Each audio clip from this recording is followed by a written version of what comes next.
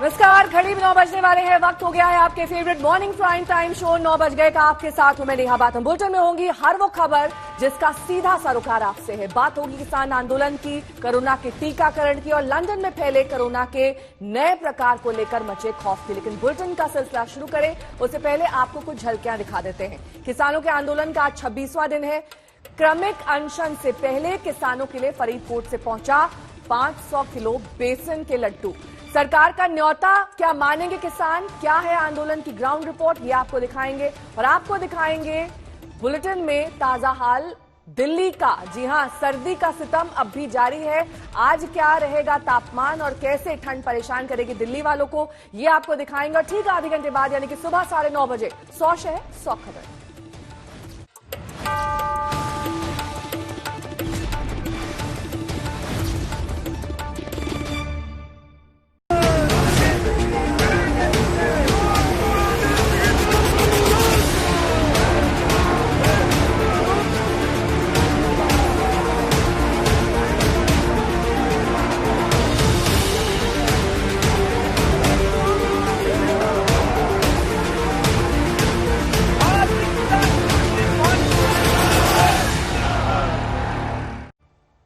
तो किसान आंदोलन का आज 26वां दिन है। आज किसान 24 घंटे की भूख हड़ताल करेंगे। इसके अलावा किसानों को टोल फ्री करवाने से लेकर पीएम के मन की बात का विरोध करने का भी प्लान है। किसानों के इतने कड़े रुख के बावजूद देश के गृह मंत्री ने इस मामले के जल्द समाधान की उम्मीद जताई। और इस बीच सरकार ने किसानों को फिर से बातचीत का न्योता दिया है। सरकार ने 40 किसान संगठनों को बाकायदा चिट्ठी लिखकर बातचीत की तारीख बताने के लिए कहा है। लेकिन किसान अब बातचीत के मूड में नहीं है। उनका यह कहना है कि बातचीत के कई दौर बीत चुके हैं, इसके बावजूद अब तक समाधान नहीं निकला है। फिर से एक बार सरकार की ओर से पेशकश की तारीख बताई जाए, उसमें सरकार और किसान के संगठनों के जो मुखिया हैं उनसे बातचीत की जाएगी। और आइए अब आपको दिखाते हैं संयुक्त सचिव विवेक अग्रवाल ने किसान संगठनों को जो चिट्ठी भेजी है उसका मजमून क्या है। देश के किसानों के सम्मान में पूरे खुले मन से केंद्र सरकार पूरी संवेदना के साथ सभी मुद्दों के समुचित समाधान के लिए प्रयासरत है। अतः भारत सरकार द्वारा वर्तमान आंदोलनरत किसानों के सुझावों के संबंध में भी वार्ता के द्वार खुले रखे हैं और उनको भी सुनकर उनके सुझावों को भी सुनने हेतु वार्ता का अवसर प्रदान किया गया है। भारत सरकार की ओर से लगातार आंदोलनरत किसान संगठनों के प्रतिनिधियों से अलग अलग वार्ता का प्रयास किया जा रहा है। अतः विनम्रतापूर्ण अनुरोध है कि उपरोक्त बिंदुओं को पूर्व आंदोलनरत किसान संगठनों के प्रतिनिधियों के समझ रख चर्चा उपरांत शेष आशंकाओं के संबंध में विवरण उपलब्ध कराने का कष्ट करें तथा फिर से वार्ता के लिए सुविधानुसार तिथि अवगत कराने का कष्ट करें, जिससे विज्ञान भवन नई दिल्ली में फिर से बैठक आयोजित करके समाधान निकाला जा सके और वर्तमान आंदोलन को शीघ्र खत्म किया जा सके।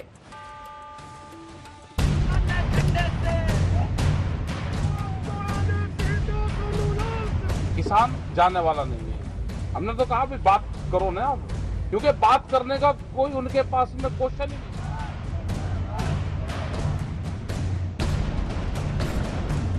24 घंटे का रिले हंगर स्ट्राइक जितनी भी साइट्स हैं सब पे शुरू होगा। दिल्ली में ठंड बढ़ने के साथ साथ किसानों का रुख भी सख्त होता जा रहा है। रविवार को कृषि बिल के खिलाफ अपनी बात मनवाने के लिए किसान नए प्लान के साथ सामने आए। स्वराज इंडिया के प्रमुख योगेंद्र यादव ने सिंघू बॉर्डर पर हुए संवाददाता सम्मेलन में 24 घंटे भूख हड़ताल करने का ऐलान किया। 24 घंटे का रिले हंगर स्ट्राइक, क्रमिक अनशन जिसको बोलते हैं, 8 घंटे का नहीं, 24 घंटे का रिले हंगर स्ट्राइक जितनी भी साइट्स हैं सब पे शुरू होगा। और हम देश भर में इस आंदोलन के पक्ष में जहां पे भी धरने चल रहे हैं, बहुत जगह पे धरने चल रहे हैं, सबसे अपील करते हैं कि 24 घंटे का रिले हंगर स्ट्राइक कल से यहाँ पे शुरू करें। पहले ही कड़ाके की सर्दी में सड़क पर बिस्तर लगाने वाले किसान तमाम परेशानी झेल रहे हैं। ऐसे में भूख हड़ताल का ऐलान एक बड़ा फैसला है, लेकिन देश का अन्नदाता यहीं रुकने को राजी नहीं है। कृषि कानून के खिलाफ भूख हड़ताल के अलावा किसानों ने 23 दिसंबर को लोगों से एक वक्त का खाना छोड़ने की अपील की है। 25 से 27 दिसंबर के बीच किसान हरियाणा में टोल प्लाजा पर वसूली नहीं करने देंगे। सभी किसान समर्थकों को 27 दिसंबर को प्रधानमंत्री मोदी के मन की बात के दौरान थाली बजाने की अपील की गई है। उन्हें प्रधानमंत्री के संबोधन के दौरान थाली बजाते रहने को कहा गया है। किसानों ने एनडीए सांसदों और विधायकों से समर्थन भी मांगा है। एनडीए के नेताओं से समर्थन न मिलने की सूरत में उनके खिलाफ प्रदर्शन और प्रचार की भी मंशा किसानों ने जताई है। 23 तारीख का मसला तय हुआ। 23 तारीख को किसान दिवस के रूप में मनाते हैं। हमने कहा कि किसान दिवस के रूप में मनागा, लेकिन एक दिन के लिए वही किसान जो देश को अन्न देता है, एक दिन को कह रहा कि आप एक टाइम का आप भोजन मत ग्रहण करो, अपने घर में मत बनाओ और आप किसान आंदोलन को याद करो। प्रधानमंत्री नरेंद्र मोदी के बार बार समझाने के बावजूद किसान मानने को तैयार नहीं है। ऐसे में सरकार भी कृषि बिल के समर्थन वाले किसान संगठनों को दिल्ली बुलाकर मुलाकात कर रही है। रविवार को पश्चिम यूपी के किसानों ने कृषि भवन में कृषि मंत्री नरेंद्र सिंह तोमर से मुलाकात की और नए कानूनों का समर्थन करते हुए ज्ञापन सौंपा। इस बिल का हम समर्थन करते हैं। इसमें जो हमारे अंदर संदेह था उसको हमने दूर करना था। जैसे इसमें जो भी था कि 3 दिन के अंदर पेमेंट मिल जाएगा। कोई जमीन, ये खेती का एग्रीमेंट है, खेत का नहीं। ये खेती का एग्रीमेंट है, खेत का नहीं। और इसमें किसान उन्नत होगा जब हमें ये सब, क्योंकि बहुत दिनों से पहले भी ये हम लोगों के अंदर भी भ्रम था कि ये किसान बिल हम लोगों के खिलाफ है, लेकिन इससे ये सिद्ध हो गया है ये किसान बिल हम लोगों के विरुद्ध नहीं है। किसान और सरकार दोनों बातचीत करने का दावा कर रहे हैं, लेकिन फिर भी विवाद सुलझता नहीं दिख रहा। ऐसे में दिल्ली से दूर पश्चिम बंगाल में रोड शो करने वाले गृह मंत्री ने बड़ी बात कही। अमित शाह ने कहा है कि कृषि मंत्री किसानों से बात कर रहे हैं और जल्द ही विवाद को सुलझाया जाएगा। मैं 2 दिन से आया हूं, मगर कुछ तय हुआ है वहां पर। नरेंद्र सिंह जी के साथ बातचीत का कोई समय तय हुआ है, कल या परसों का, मुझे एग्जैक्ट जानकारी नहीं। अमित शाह के इस बयान से सवाल उठता है कि क्या सरकार और किसानों के बीच कोई सहमति बन गई है?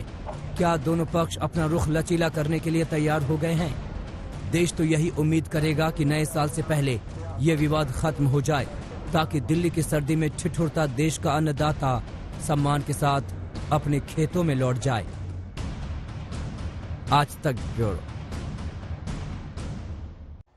किसान आंदोलन पर हमारे 2 संवाददाता इस वक्त तमाम जानकारी के साथ हमारे साथ जुड़ गए हैं। सिंघू बॉर्डर से हमारे संवाददाता अरविंद ओझा इस वक्त हमारे साथ हैं। गाजीपुर बॉर्डर से कुमार कुणाल है। सबसे पहले अरविंद का रुख करते हुए, अरविंद, क्रमिक अनशन की बात करी जा रही है, टोल प्लाजा फ्री करेंगे किसान, और क्या कुछ प्लान में शामिल है ताकि ये अनशन कमजोर ना पड़े? जी देखिए, जो प्लान था वो कल संवाददाता सम्मेलन में योगेंद्र यादव ने बताया था, लेकिन आज उस प्लान को एग्जीक्यूट करने का पहला दिन है। जो हमें जानकारी मिली है उसके मुताबिक जो 11 किसान नेता हैं वो आज से 24 घंटे की भूख हड़ताल पर जाएंगे।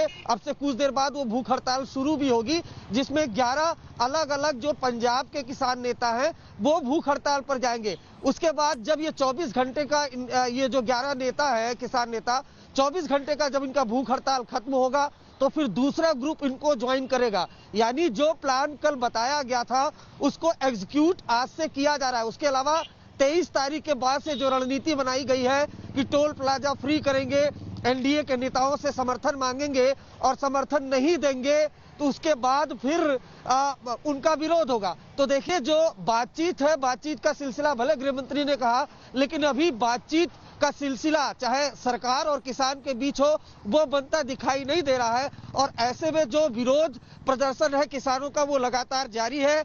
वो इसी तरह से सिंघू बॉर्डर पर बैठे हुए हैं और फिलहाल का जो दिख रहा है, जो देखने में आ रहा है, अभी यहाँ से हटने का कोई भी सीन दिखाई नहीं दे रहा है। नेहा, ठीक है, लौटूंगी मैं आपके पास। अरविंद, कुमार कुणाल हमारे संवाददाता भी हमारे साथ जुड़े हुए हैं। कुमार, किस तरीके से वहां गाजीपुर बॉर्डर पर आप क्रमिक अनशन का असर देख पा रहे हैं? वहां के किसान संगठन के नेता क्या कुछ कह रहे हैं?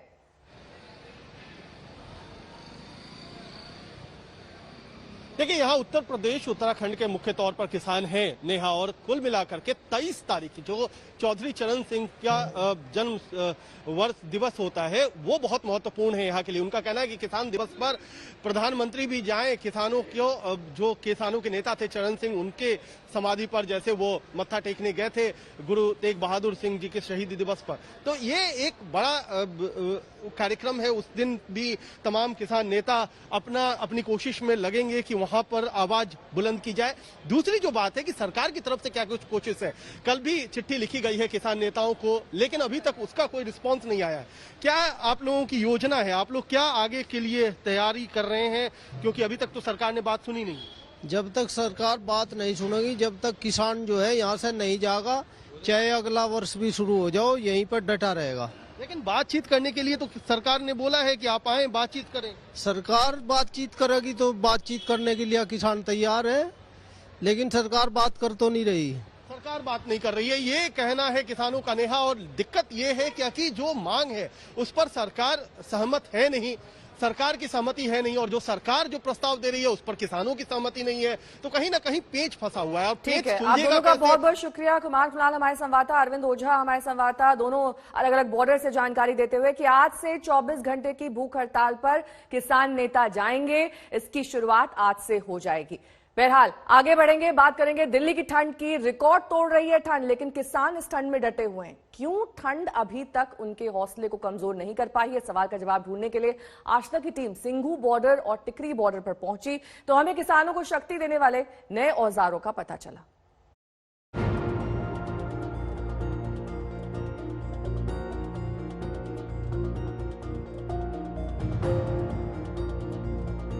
सिंघू बॉर्डर में अपनी जिद पर अड़े किसानों ने अब ऐसे ऐसे इंतजाम कर लिए हैं जिनके बारे में किसी ने सोचा तक नहीं था। दरअसल ये आंदोलन 1-2 दिन का नहीं रहा, 3 हफ्ते से ज्यादा बीत चुके हैं, और किसानों की माने तो वो आगे 6 महीने की तैयारी किए बैठे हैं। इस वजह से उन्होंने जहां अपने नहाने और कपड़े धोने का भी इंतजाम कर लिया है, वहीं देसी जुगाड़ से बनाए गए गीजर से गर्म पानी का भी बंदोबस्त है। जहां तक वॉशिंग मशीन की बात है तो सिंघू बॉर्डर पर ऐसी कई मशीनें लगी हैं जिनमें रोजाना 2000 से ज्यादा कपड़े धुलते हैं। आपका क्या सिस्टम रहता है? कई लोग कपड़े देते हैं, कितने लोग कपड़े देते हैं? जी सानू रोज ਅਸੀਂ 3 ਤਰੀਕ ਦੀਆਂ ਮਸ਼ੀਨਾਂ ਚੱਲਦੀਆਂ ਸਾਡੀਆਂ, ਤੋਂ रोज ਅਸੀਂ 2000 ਜਾਂ 3000 ਬੰਦੇ ਦੇ ਕੱਪੜੇ ਧੋਨੇ ਆ। अच्छा, ਹਾਂਜੀ ਹਾਂਜੀ। और क्या आपका सिस्टम क्या है यहाँ पे? ਸਿਸਟਮ ਇਦਾਂ ਜੀ, ਸਾਡਾ ਅਸੀਂ ਬਕਾਇਦਾ ਉੱਥੇ ਲਿਫਾਫੇ ਦੇ ਵਿੱਚ ਨਾਂ ਲਿਖ ਕੇ, ਨੰਬਰ ਲਿਖ ਕੇ ਕੱਪੜਾ ਲਈਦਾ ਆ, ਉਹਦਾ ਹੀ ਪੜਾ ਕੇ ਜਿੱਦਾਂ ਘੰਟੇ ਦੇ ਵਿੱਚ ਕੱਪੜੇ ਮੋੜ ਦੇਈਦੇ, ਉਹਨੂੰ ਸੁਕਾ ਕੇ ਬਕਾਇਦਾ। ਹਾਂਜੀ, ਸਾਡੇ ਸੇਵਾਦਾਰ ਲੱਗੇ ਹੋ। मशीनें सुबह से शाम तक करीब 10 घंटे तक चलती हैं।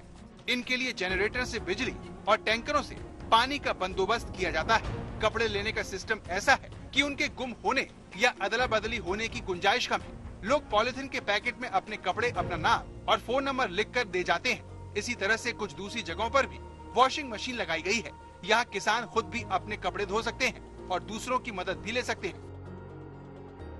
यहाँ पे ना लोगों को बहुत दिक्कत होती थी कपड़े धोने में, नहाने में, फिर इसलिए ये सारा सेटअप किया गया है। हाँ। तो ये क्या आप लोगों की तरफ से कपड़े धोए जा रहे हैं, किसान भाई खुद आकर धो रहे हैं? नहीं, किसान भाई भी हेल्प कर रहे हैं, हम भी कर रहे हैं, मतलब सभी करवा रहे हैं, हेल्प सभी करवा रहे हैं। वैसे हम धो के दे रहे हैं। आप कपड़े धोकर उनको दे रहे हैं? हाँ जी। कपड़े धोने की ये सेवा किसानों के लिए फ्री है। उनका हौसला बनाए रखने के लिए ये इंतजाम किया गया है। लंबे समय तक आंदोलन को चलाते रहने के लिए तैयारी भी लंबी है। तो ज्यादातर बुजुर्ग लोगों के कपड़े धोए जाते हैं? नहीं जी, सारी तो ये सेवा आप लोग, हमने कोई फर्क नहीं रखते। ये सेवा आप लोगों की तरफ से किसानों को फ्री, हाँ, किसानों के लिए है। हाँ। तो कोई चार्ज नहीं लगता सेवा का? कोई पैसे? कोई मतलब ही नहीं जी, चार्ज नहीं। ये देखो सरदार बाबू जी है बजरी वाले, उनके मीटर पे मोटर चल रही है तीनों। ये पानी वाली सप्लाई है, 24 घंटे मोटर चलता है, कोई मर्द पैसा नहीं लेता। वॉशिंग मशीन के साथ ही किसानों के नहाने के लिए गर्म पानी का भी बंदोबस्त किया गया है। जुगाड़ से बनाए गए इस गीजर में अंदर लकड़ी जलाई जाती है, फिर एक तरफ से ठंडा पानी डाला जाता है और दूसरी तरफ से वो गर्म होकर निकलता है। इस तरह बाल्टी में गर्म पानी इकट्ठा हो जाता है और फिर किसान गर्म पानी से नहाते हैं। मैं तो ये लोकल पट्टी है हमारे पास, पट्टी है, पट्टियां लेके आए हैं, जुगाड़, देसी जुगाड़ है हमारे पास। वो लकड़ लाते हैं तो पानी गर्म हो जाता है, सिलेंडर भी है, सब कुछ है। तो आपने देखा कि इस ठंड में बचाव करने के लिए जो तमाम व्यवस्था है वो किसानों के जरिए की गई है, ताकि वक्त रहते जब अगर ये प्रदर्शन का वक्त ज्यादा बढ़ता है तो कम से कम वो अपने आप को ठंड से बचाते हुए अपनी बात सरकार के सामने रख सकें। गर्म पानी से नहाने के लिए देसी गीजर के साथ ही सिंघू बॉर्डर पर किसानों के लिए टूथपेस्ट, ब्रश का भी इंतजाम है। यही नहीं, प्रदर्शनकारियों के लिए जुराबों से लेकर पायजामे तक का बंदोबस्त यहाँ कर दिया गया है। वहीं खाने के लिए सिंघू बॉर्डर पर करीब 100 लंगर चल रहे हैं। अपने घर से दूर आए किसानों के लिए संघर्ष लंबा है। किसान मानते हैं कि उनके सामने यहाँ कई मुश्किलें हैं, लेकिन वो अपनी मांग से पीछे हटने को तैयार नहीं है। उनका कहना है कि सरकार उनकी मांगे मान ले तो वो फौरन अपने घर लौट जाएंगे। वहीं सरकार कह रही है कि किसानों को विपक्ष गुमराह कर रहा है। इसी रस्साकशी में दिल्ली एक ऐसे आंदोलन की गवाह बनी है जिसकी हर तस्वीर किसानों की जिद की कहानी बयां करती है। ऐश्वर्या पालीवाल के साथ राम किंकर सिंह, सिंघू बॉर्डर, दिल्ली आज तक।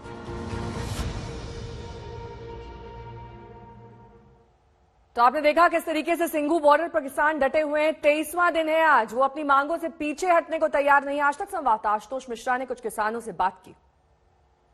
6 राउंड की जो बातचीत हुई वो लगभग बेनतीजा हुई, कोई रास्ता निकला नहीं। कृषि मंत्री की चिट्ठी आई, प्रधानमंत्री ने भी उसे साझा किया कि पढ़िए, किसानों का अहित नहीं है, इस कानून से उनका हित होगा। ऐसे में किस तरह का असमंजस आपको लगता है? सर जी पूरा लॉलीपॉप है। अभी आपको जो लंगर चल रहा है, थाली पकड़ा के कुछ खाने को ना दे, आपका सबर नहीं होगा। तो ये जरूरी है हमारे जो कृषि के जो आगू हैं हमारे मेन, उनकी संतुष्टि करवाएं, बढ़िया तरीके से जो हल है वो निकालें, इनका दर्द देखें आके यहाँ। अगर सरकार दुख नहीं देखती तो चिट्ठी लिख करके बार बार ये अपील क्यों करती कि किसान समझें उन्हें गुमराह किया गया है? हाँ जी, किसानों को गुमराह कर रही है सरकार।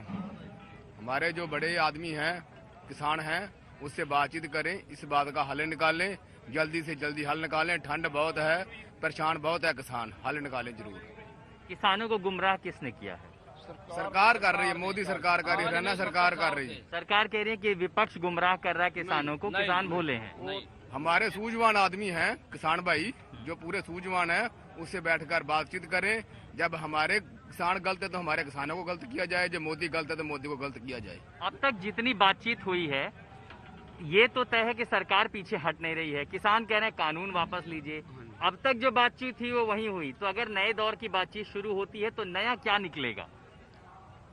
नया इसमें क्या निकलेगा? जब कानून उन्होंने बना दिया, वो कानून हमारे ऊपर गलत लागू होता है, तो हम उस कानून को क्या क्या मानेंगे?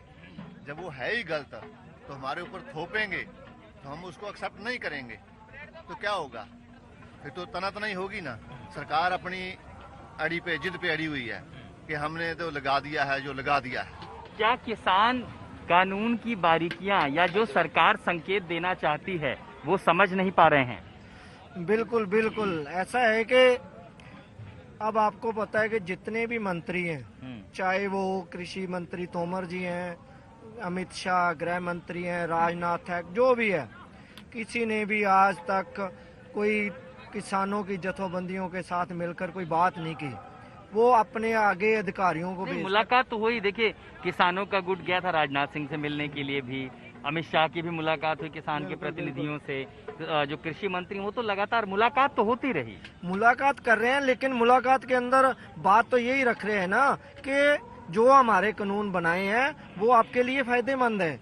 ये बात समझाते हैं, ये नहीं समझते कि हाँ इनकी परेशानियां क्या है, ये लोग क्यों आए हमारे पास, क्यों आंदोलन कर।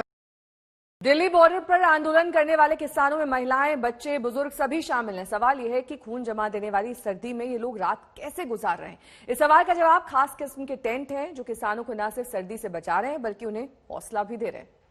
अज लोभी अते फरेबी दे हथ माला तस्बी कासे ने मंदा हाल वेख के लालो दा लहू साडा रिसदा नहीं, वो तेरे सच दे मार्ग ते बाबा कोई चलदा दिसदा नहीं। हो गबरू दे देश पंजाब दे सोने शैल शबीले ने श्री सोन सिंघू बॉर्डर पर डटे किसानों के लिए एक एक दिन काटना बेहद मुश्किल होता है। श्री सोन दस्तारा हेठा सुबह के साथ ही एक चुनौती भरे दिन की शुरुआत हो जाती है। दिन तो फिर भी जैसे तैसे कट जाता है। असली मुश्किल अंधेरा ढलने के बाद शुरू होती है, जब दिल्ली की सर्दी चुभन सी महसूस होने लगती है। ऐसे में प्रदर्शन कर रहे किसानों, बुजुर्गों, महिलाओं और बच्चों को रात भर के लिए सुरक्षित जगह की जरूरत होती है, जहां उन्हें सुरक्षा भी मिले और वो खुद को दिल्ली की हाड़ कपा देने वाली ठंड से भी बचा सके। और इस मुश्किल को दूर कर रहे हैं ये छोटे छोटे टेंट, जिनकी वजह से सिंघू बॉर्डर किसी टेंट सिटी में तब्दील हो चुका है।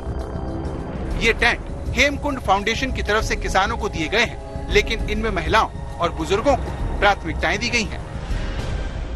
ट्रॉलीज हैं, उनके नीचे भी मींह का पानी आ जाता है, ठीक है जी, बारिश का पानी आ जाता है। तो ये टेंट है, कैंपिंग वाले टेंट हैं और ये बेसिकली कैंप में यूज होते हैं। तो ये वाटर प्रूफ है, डबल इनका जो लेयर है, तो पानी भी नहीं इसमें जाता और जो तरेल आ रही है ठंड में, और ठंड भी नहीं लगती जी। टेम्परेचर भी, हाँ जी, टेम्परेचर भी मेंटेन कर रहा है जी टेंट। तो आपने सुना कि ये टेंट सर्दी से भी बचाते हैं और पानी से, लेकिन यहाँ लगे टेंट अलग अलग रंग के हैं। हरे रंग के जो बड़े टेंट हैं, उनमें 5 लोग रह सकते हैं। वहीं ग्रे कलर के टेंट के 2 अलग अलग साइज हैं।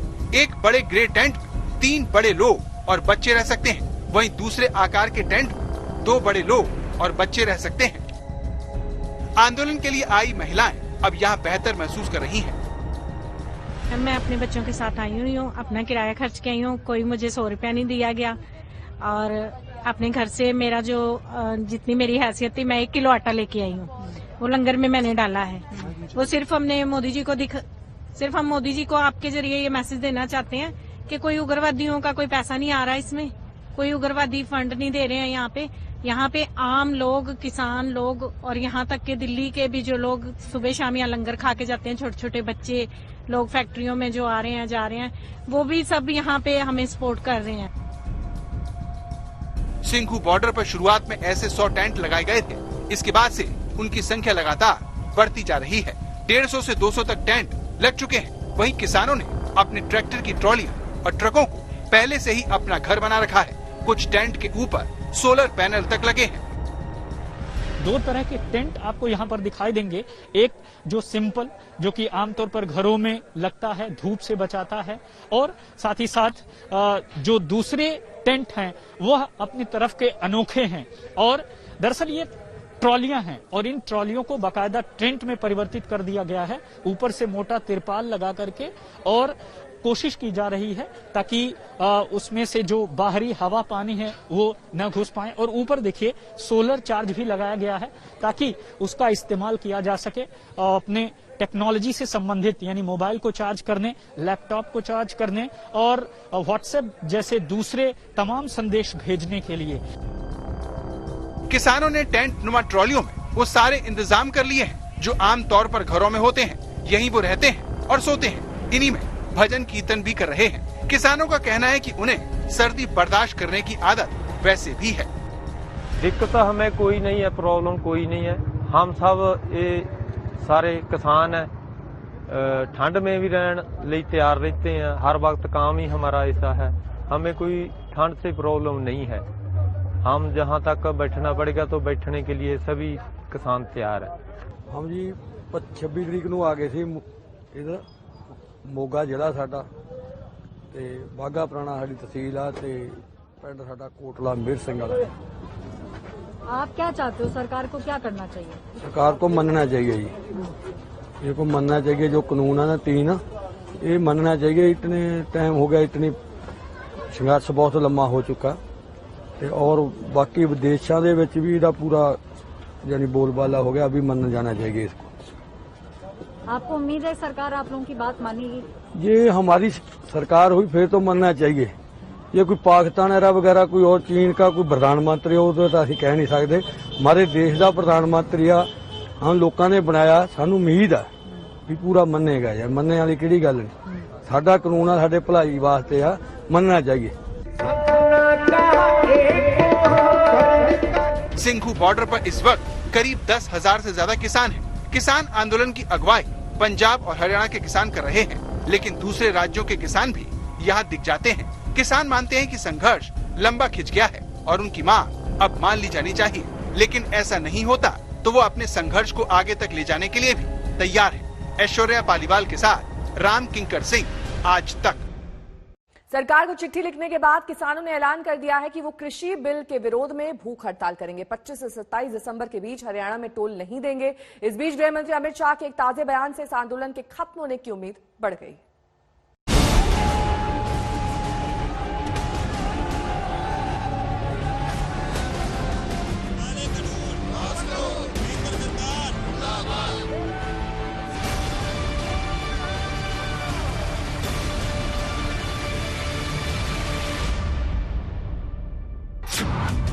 क्या दिल्ली बॉर्डर पर बैठे इन किसानों के मन की होने वाली?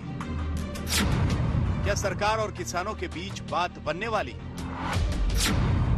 क्या ठंड में ठिठुरते किसानों के घर जाने का वक्त आ गया है?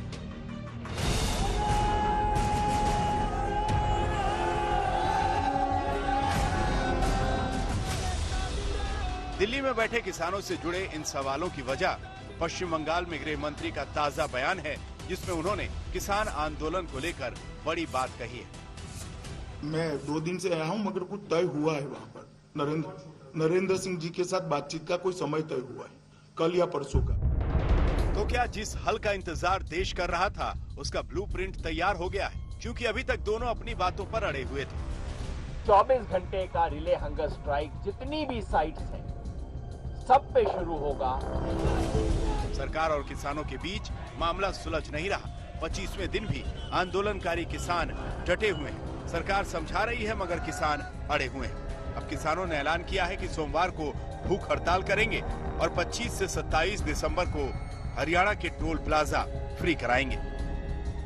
25, 26 और 27 को जो हरियाणा के जो टोल प्लाजा हैं वो सब इस 3 दिन के लिए फ्री किए जाएंगे। अब देखने वाली बात होगी कि बात कैसे बनती है और किसानों का आंदोलन और कितने दिन चलता है। आज तक ब्यूरो। और वैक्सीन आने से पहले ही भारत कोरोना से जंग जीतने के करीब पहुंच चुका है। देश में एक्टिव केसेस की संख्या गिरकर 3 लाख पहुंच गई है। स्वास्थ्य मंत्री डॉक्टर हर्षवर्धन ने कहा कि जनवरी के किसी भी हफ्ते में वैक्सीन आ जाएगी और इसके लिए राज्यों के साथ मिलकर काम कर रहे हैं। हर्षवर्धन ने यह भी कहा कि खराब दौर शायद गुजर चुका है, लेकिन सावधान रहने की अब भी जरूरत है। आज तक ये रही है कि वैक्सीन के मसले पे जो सेफ्टी का इशू है ना, और जो इम्यूनोजेनेसिटी का इशू है, इफेक्टिवनेस का इशू है, यानी वैक्सीन इफेक्टिव भी होनी चाहिए, सेफ भी होनी चाहिए और इम्यूनोजेनिक उसका रिस्पांस भी ठीक होना चाहिए। इसमें भारत किसी भी किस्म का कोई कॉम्प्रोमाइज नहीं करने वाला है। और हमारे जो रेगुलेटर्स हैं बहुत गहराई और गंभीरता से सारे डाटाज को स्टडी कर रहे हैं। और अभी जिस प्रकार से मैंने पहले भी कहा है कि जब ये 2021 का वर्ष शुरू होगा तो जो शुरुआती इसके महीने हैं, और उसमें भी मैं व्यक्तिगत तौर पर ऐसा समझता हूं कि शायद जनवरी के महीने में भी कभी किसी भी स्टेज पे किसी भी सप्ताह में ऐसा समय आ सकता है जब हम भारत के लोगों को पहला जो वैक्सीन का शॉट है वो देने की स्थिति में आ जाए। बढ़ते कोरोना मामलों के चलते इटली में दोबारा लॉकडाउन लगा दिया गया, लेकिन इस नए लॉकडाउन ने वहां के लोगों के अंदर किस कदर खौफ पैदा कर दिया है, ये दुकानों के सामने लगी लोगों की भीड़ बता रही है।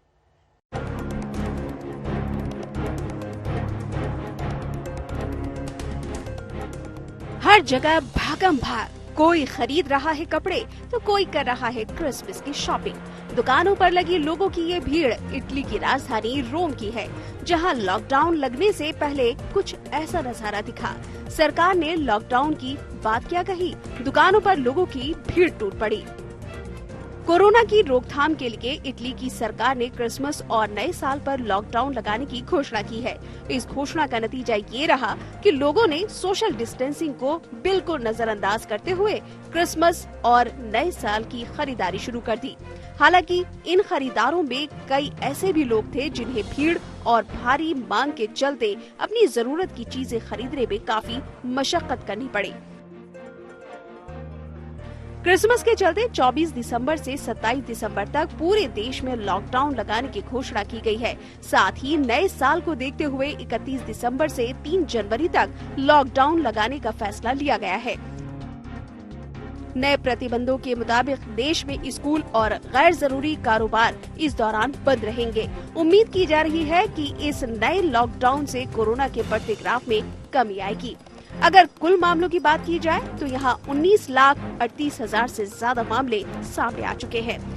वहीं 68,400 से ज्यादा लोगों की मौत हो चुकी है। आज तक ब्यूरो। जापान में सांता का ड्रेस पहने लोगों ने एक सालाना परेड में हिस्सा लिया। ये परेड इसलिए खास रही क्योंकि इसमें हिस्सा लेने आए सारे सांता मोटरसाइकिल पर सवार दिखाई दिए।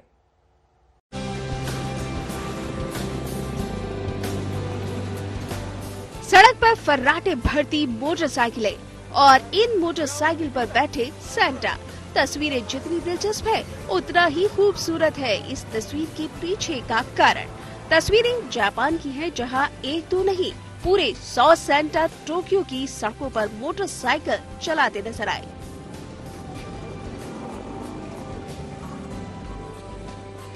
हार्ले सांता क्लब द्वारा आयोजित होने वाले इस सालाना परेड का मकसद बच्चों के प्रति होने वाले दुर्व्यवहार को रोकना होता है। यूं तो इस परेड में सैकड़ों की संख्या में लोग हिस्सा लेते हैं, मगर इस बार कोरोना के चलते यहाँ सिर्फ 100 लोगों को हिस्सा लेने की अनुमति दी गई।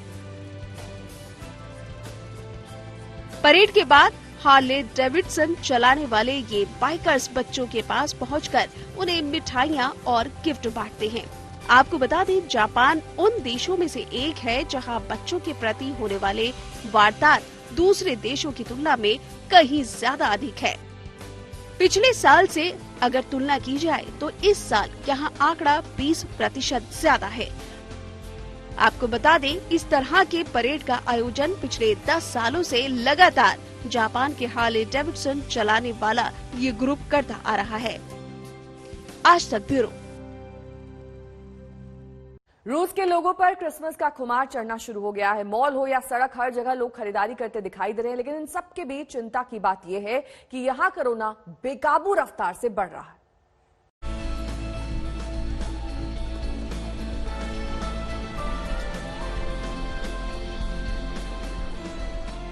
आइस स्केटिंग करते बच्चे, दुकानों में क्रिसमस की खरीदारी करते लोग, ये तस्वीर उस देश की है जहां कोरोना ने ऐसा कहर ढाया कि इसके चलते 50,000 से ज्यादा लोगों को अपनी जान गंवानी पड़ी। तस्वीरें रूस की राजधानी मॉस्को की हैं, जहां लोगों ने कोरोना के डर को पीछे छोड़कर जमकर खरीदारी की। एक तरफ जहां सरकार ने क्रिसमस और नए साल से जुड़े हर सार्वजनिक समारोह को रद्द कर दिया है, तो वहीं दूसरी ओर यहां के लोग स्थानीय प्रशासन द्वारा बनाए गए प्रतिबंधों को तोड़ते नजर आए। क्रिसमस की खरीदारी करने में मशगूल यहाँ के निवासियों ने सोशल डिस्टेंसिंग की परवाह तक नहीं की। यह हालात तब है जब सिर्फ मॉस्को में ही पिछले 24 घंटे में 6,400 से ज्यादा कोरोना के मामले सामने आए। ऐसा नहीं है कि सिर्फ रूस की राजधानी में ही कोरोना के मामलों में बढ़ोतरी देखी गई है। अगर पूरे रूस की बात की जाए तो यहाँ 28,48,000 से ज्यादा लोग अब तक संक्रमित हो चुके हैं, जबकि 50,800 से ज्यादा लोगों की मौत हो चुकी है। हालात ऐसे हो गए हैं कि रोजाना यहाँ 28,000 से ज्यादा मामले सामने आ रहे हैं। आज तक ब्यूरो। 9 बज गए में अभी के लिए बस इतना ही। देश और दुनिया की तमाम खबरों के लिए आप देखते रहिए आज तक।